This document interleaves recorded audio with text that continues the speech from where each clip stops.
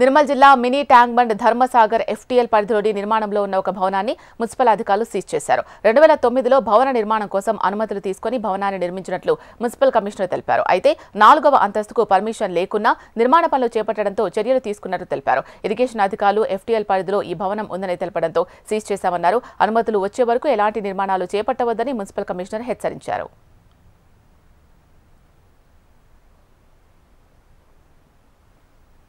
G3+ కు బదులు ఇంకా ఒక అదనంగా ఫ్లోర్ కట్టడానికి పిల్లర్స్ వేస్తే మరి ఈ రోజు దాని ప్రకారం కలెక్టర్ ఆదేశాల ముందు మనం దానికి ఇరిగేషన్ వాళ్ళు కూడా ఎఫ్టీఎల్ ఉందని మనకు ఈ లెటర్ కూడా ఇవ్వడం జరిగింది. దాంతో పాటు మరి షోకాజ్ నోటీస్ కూడా ఇష్యూ చేయడం జరిగింది. మరియు దానికి డిటిఎఫ్ టీం ముఖ్యంగా మండల తహసీల్దార్ గారు మరియు పోలీస్ సిబ్బంది సిఐ గారితో సహా పోలీస్ సిబ్బంది ఎస్ఐ మరియు మున్సిపల్ సిబ్బంది అందరం వెళ్ళి పెద్ద మొత్తంలో అక్కడికి వెళ్ళి అక్కడ ఉన్నటువంటి అదనంగా కడుతున్నటువంటి పిల్లర్స్ కూడా డ్యామేజ్ చేయడం కూడా జరిగింది. దాంతో పాటు దాన్ని పంచనామా జరిపి అంటే ముఖ్యంగా డిటిఎస్ టీంలో పోలీస్ డిపార్ట్మెంటు మరియు ముఖ్యంగా ఎంఆర్ఓ సార్ కూడా ఉన్నారు కాబట్టి వారి సమక్షంలోనే పంచనామా చేసి దాన్ని సీజ్ చేయడం కూడా జరిగింది.